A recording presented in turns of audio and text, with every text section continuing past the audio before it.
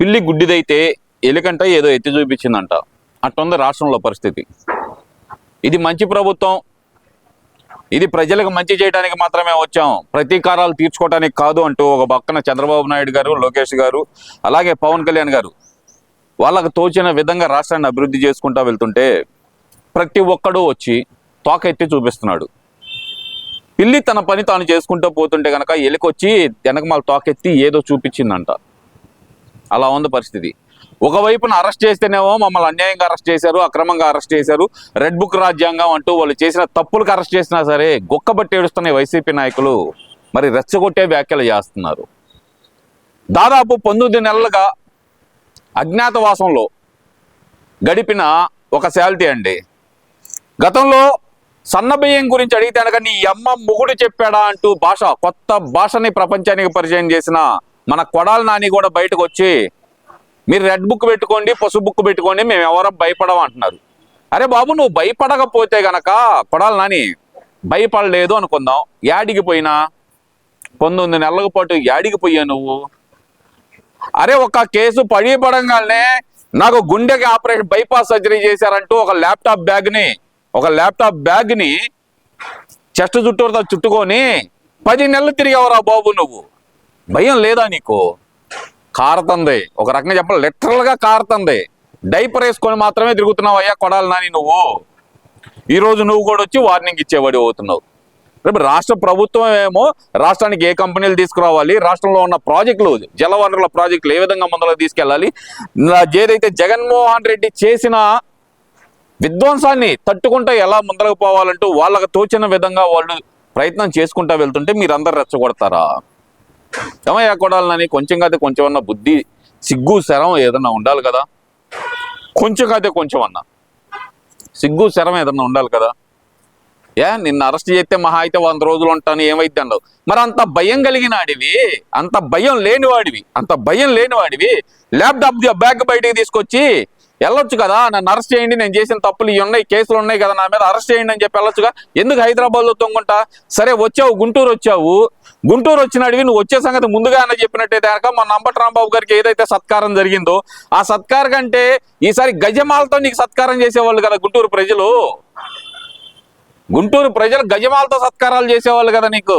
చెప్పా చేయకుండా పిల్లిలాగా వంగి దాక్కుంటూ అర్ధరాత్రి పూట వచ్చేసి ఏదో పెద్ద పోటుగాళ్ళ కబుర్లు చెబుతున్నావే. సరే ఈ పిల్లి ఏం మాట్లాడుతుందో ఒకసారి విందాం ఒకసారి. మాట్లాడు. ఆయన అరెస్ట్ చేసి జైల్లో పెట్టారు. ఇప్పుడు ఏమైంది? 18 రోజుల్లో ఆయన బయటకు వచ్చాడు. ఈ రోజు వైఎస్ఆర్ కాంగ్రెస్ పార్టీలో గాని రాష్ట్రంలో గాని ట్రెండింగ్ లో ఉన్నటువంటి సూపర్ హీరో ఎవడంటే అంబటి రాంబాబు గారు. అన్ని హీరో అనుకుంటున్నారా స్వామి మీరందరూ? వాడు పెద్ద కమెడియన్ అయ్యాడు రా స్వామి. అయ్యా కొడాలి, మీరేమో హీరో అనుకుంటున్నారు, వాడు నెంబర్ 1 కమెడియన్ అయ్యాడు. మీకు అందరికి అర్థం కావట్లేదేమో. రోజుకొకళ్ళు వచ్చి పరామర్శ చేస్తుంటే కనుక మీరు అనుకుంటున్నారేమో రోజు మీడియాలో కానొస్తున్నాడు హీరో అనుకుంటున్నారేమో. హీరో కాదు, కమెడియన్ కూడా రోజు కానొస్తాడు ఏదో ఒక మీమ్స్ లో. అలాగే తయారయ్యాడు అంబటి రాంబాబు. ఆయన మా పార్టీలోను ఈ రాష్ట్రంలోను ఆయనకున్నటువంటి ఆయన ఒక 40 సంవత్సరాలు 30 సంవత్సరాలు సంపాదించుకున్నటువంటి ఇమేజ్ 3 ఇంతలు ఇమేజ్ తెచ్చిపెట్టారు ఆయనకి. కాబట్టి మీరు ఇంత ఇమేజ్ తెచ్చి పెడితే కనుక ఆనందపడాలి కానీ ఎందుకు రా బాబు ఏడుస్తున్నాడు? రోజు వచ్చిన ఇంట్లో కుక్క భయపడదు, తగ్గేదేలే, వంగేదేలే, పడుకునేదిలే, తొంగునేదిలే, ఇవన్నీ చెబుతా ఎందుకు భయపడుతున్నాడు? మళ్ళీ అరెస్ట్ చేస్తారా? అరెస్ట్ చేసుకోండి. ఈ సోదంతా ఎందుకు? ఇమేజ్ పెరిగింది కదా, ఆ ఇమేజ్ ను వాడుకొని ఈసారి ఎమ్మెల్యే టికెట్, ఎంపీ టికెట్ తెచ్చుకోమనండి. లేదా ఇమేజ్ లేదు, బొంగు లేదు, బొకడ లేదు. అక్కడ మార్గంగా వ్యవహరిస్తున్నా కూడా మీరు అప్రజాస్వామ్య పద్ధతిలో వైఎస్ఆర్ కాంగ్రెస్ పార్టీని అణచివేయాలని చెప్పి ప్రయత్నిస్తున్నా కూడా మీరు జైల్లో పెట్టినటువంటి ఏ వ్యక్తి కూడా రాజకీయాలు వదిలేసి పారిపోలేదు. ఇది గుర్తు పెట్టుకోండి. ఏ వ్యక్తి కూడా తగ్గేటువంటి పరిస్థితి లేదని చెప్పి ఇంకా బలంగా జగన్మోహన్ రెడ్డి గారికి మద్దతుగా మిమ్మల్ని ఎండగట్టేటువంటి కార్యక్రమాలు తీసుకుంటున్నారు. మీ ఎర్ర బుక్కులకి, మీ పసుపు బుక్కులకి ఇక్కడ భయపడేవాడు ఎవడో లేడన్నదే గుర్తు పెట్టుకోవాలి. పోయినసారి ఏదో మాట్లాడావు అనుకుంటా, ఏది ఎలక్షన్ ముందులో రెడ్ బుక్ ఇంకేమన్నా బుక్ మడిచి అక్కడైనా పెట్టుకోమన్నావు కదా, మరి ఎందుకు ఎదురుగా నోట్ బుక్ సంచి కట్టుకొని తిరిగా? ఏమయ్యా కొడాలి, రెడ్ బుక్ భయపడినావు అన్నావు, ఎదురుగా ల్యాప్టాప్ బ్యాగ్ కట్టుకొని ఎందుకు తిరిగా? భయపడిన అంటున్నావు, పచ్చ బుక్ భయపడిన అంటున్నావు, భయపడవు సరే, భయపడనాడివి ఎందుకు పారిపోయావు అబ్బా నువ్వు? ఏదో వస్తాను పీకేస్తానంటున్నావు కదా, పీకే చూద్దాం. ఇంకా ఏదో అంటున్నాడండి, చూద్దాం. ల్యాప్టాప్ బ్యాగ్ చూస్తున్నాడు. జగన్మోహన్ రెడ్డి గారి పేరు రాశారా అని అడిగితే జగన్మోహన్ రెడ్డి గారి పేరు ఉందో లేదో మీ త్వరలో తెలుస్తుంది. మీ మామయ్య బాలకృష్ణ గారి డైలాగ్ ఒకటి ఉంటది, నాకు నువ్వు ఎదురొచ్చినా నీకే ప్రమాదం, నేను ఎదురొచ్చినా నీకే ప్రమాదం. అలాగే ఆ బుక్ లో నువ్వు లోకేష్, నువ్వు జగన్మోహన్ రెడ్డి పేరు రాసినా నీకే ప్రమాదం, లేకపోతే జగన్మోహన్ రెడ్డి గారు ఏదైనా బుక్ లో నీ పేరు రాసినా నీకే ప్రమాదం.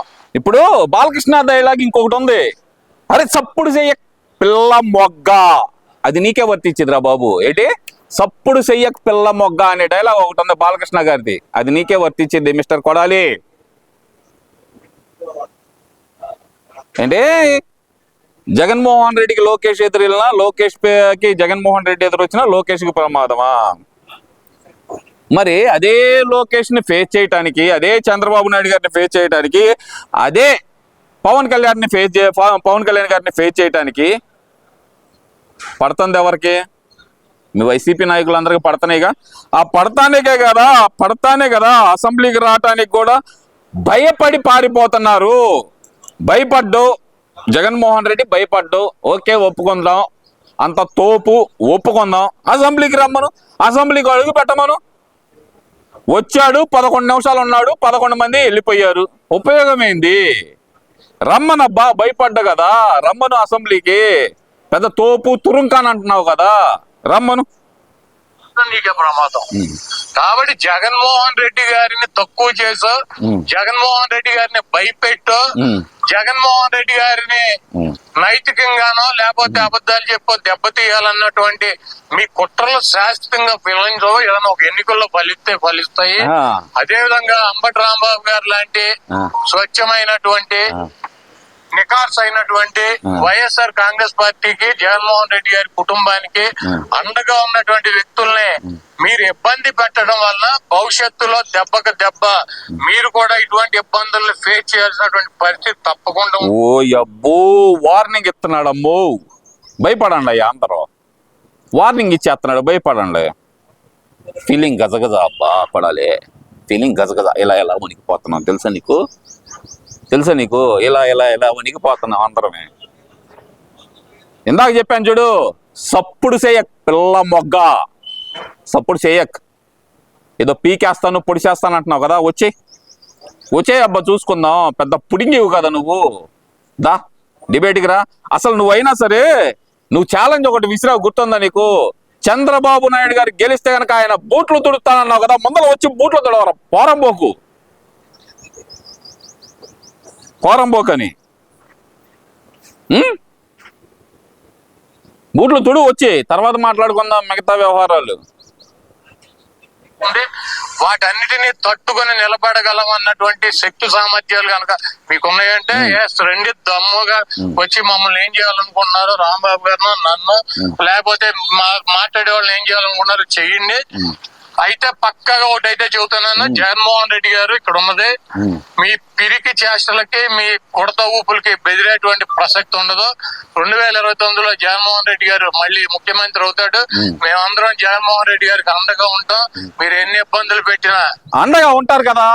రండిరా స్వామి, అండగా ఉంటానంటున్నావు కదా. అసెంబ్లీ గేటు దాకా అన్నా నీ వెనకమాల మేము ఉన్నామన్నా, రాన్నా అని చెప్పి కాళ్ళు చేతులు పట్టుకో ఈడ్చుకొచ్చి అసెంబ్లీ గేటు దాకా వచ్చి తీసుకురండి. కాళ్ళు చేతులు పట్టుకొని రండి. లేదు అసెంబ్లీ లోపలికి వెళ్ళే గేటు దాకా మీరందరూ వెళ్ళండి, అండగా ఉన్నామన్నా మీకంట అంటూ అసెంబ్లీకి రమ్మనంటారా స్వామి. ముందర అసెంబ్లీకి వచ్చి మాట్లాడమన్నాడు. పెద్ద పోటుగాడిని, పెద్ద తురుంకాన్ని. ఏదో అండగా ఉన్నాం మేమంతా అంటాం, అండగానే ఉండి తీసుకురండి రా స్వామి అసెంబ్లీ దాకా. లే పిల్ల మొగ్గలు. మీరు ఆఖరికి జైల్లో పెట్టిన మమ్మల్ని ఏం చేసినా కూడా మేమైతే వెనక్కి తగ్గేటువంటి పరిస్థితి లేదు. జగన్మోహన్ రెడ్డి గారు ఇచ్చినటువంటి ప్రతి పిలుపుకి స్పందిస్తాం. ఆయన చెప్పినటువంటి ప్రతి కార్యక్రమానికి మేము ముందుంటాం. అన్నిట్లో ముందుంటావు, పారిపోవటంలో కూడా ముందుంటావు. 19 నెలలుగా పారిపోయి తిరుగుతున్నావురా పోరంబోకు నువ్వు. అన్నిట్లో ముందుంటావు, పారిపోవటంలో కూడా ముందుంటావు.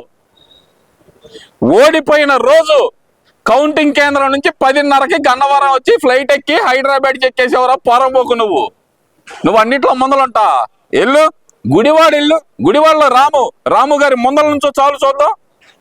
అన్నిట్లో ముందలుంటా అంట. జగన్మోహన్ రెడ్డి పిలుపులు అన్నింటికి వస్తా అంట. ఏ పిలుపుకి వచ్చావమ్మా? ఏ పిలుపుకి వచ్చా నువ్వు? ఏ పిలుపుకు రాలా? నడుముకు ఒక బెల్ట్ వేసుకో, అదే చెస్ట్కి ఒక క్యారీ బ్యాగ్ లాంటి బెల్ట్ వేసుకొని తిరిగావు తప్పితే ఏ పిలుపుకు ముందలు రాలా నువ్వు. ఇంకా ఏదో మాట్లాడుతున్నాడండి. ఫైనల్ ఇది ఒక్కటి వినేసి చెప్పేద్దాం. రోజులు వాళ్ళని వంశీని 145 రోజులు, చెవిరెడ్డి భాస్కర్ రెడ్డి 208 రోజులు, లేక జోగి రమేష్ 81 రోజులు, లేక రేపు నన్ను 100 రోజులు పెట్టిన వైఎస్ఆర్ కాంగ్రెస్ పార్టీకి ఏమీ కాదు. మేము కూడా వెనక్కి తగ్గేటువంటి పరిస్థితి ఉండదు. మిమ్మల్ని ప్రజలు ఎంతకట్ట తగ్గమాకరా బాబు, తగ్గమాకు రారా అని చెబుతున్నావుగా. తగ్గను అంటేనే దాదాపు 24 కేజీలు తగ్గిపోయావురా సన్నాసి నువ్వు. తగ్గను అంటున్నావు. ఆ గుట్కాలు తిని ఆ నోటి క్యాన్సర్ వచ్చి ఆ థ్రోట్ క్యాన్సర్ వచ్చి 24 కేజీలు తగ్గిపోయారు. సరిగ్గా తిండి తినలేవు. ఎందుకురా నీకు పోరంబోగ్గా? ఎందుకు నీకు? నేను తగ్గను మహా అయితే 100 రోజులు లోపలేస్తారు. నాకు అంతకు మించి ఏమైంది? లోపలేస్తారు కదా, రారా పోరంబోగ్గా. ఏంటి పోరంబోకుగా? నేను ఓపెన్గా చెబుతున్నా. మిస్టర్ కొడాలి, ఇందాక నువ్వు చెప్పావు చూడు, ఎవరు ఎదురు వచ్చినా సరే లోకేష్ గారికే రిస్క్ అని. బాలకృష్ణ గారి డైలాగే నీకు యాప్ట్ అయ్యే డైలాగ్ చెబుతా. అరే సప్పుడు చెయ్య పిల్ల మొగ్గ. అర్థమైందా? నువ్వు పిల్ల మొగ్గవే. పిల్ల మొగ్గలాగుండు, ఎక్కువ చెయ్యక్. ఉంటా మరి.